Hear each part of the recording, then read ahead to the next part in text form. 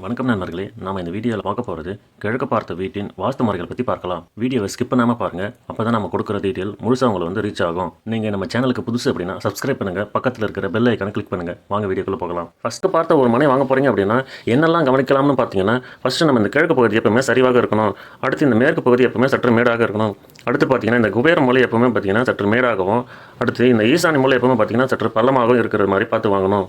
இந்த மாதிரி கிழக்கு பார்த்த மனையை வாங்கினதுக்கப்புறம் கிழக்கு பார்த்த மனையில் வீடு கட்டும்போது என்னெல்லாம் கவனிக்கலாம்னு பார்க்கலாம்.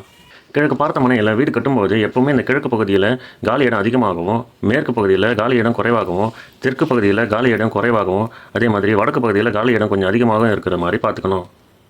அதாவது குபேர மூலையை இழுத்த மாதிரியும், அடுத்து ஈசானி மூலை காலி இடமாகவும், அடுத்து கிழக்கு பகுதி கொஞ்சம் காலியாகவும் இருக்கிற மாதிரி பார்த்து வீடு கட்டுறது சிறப்பாக இருக்கும். அடுத்து கிழக்கு பார்த்த மனையில் வீடு கட்டியாச்சு. அதுக்கு மெயின் கேட் எப்படி அமைக்கலாம்னு பார்த்தீங்கன்னா, முழு விவரத்தை தெரிஞ்சுக்க கீழே இருக்கிற பட்டனை ப்ரெஸ் பண்ணுங்கள். தேங்க்யூ.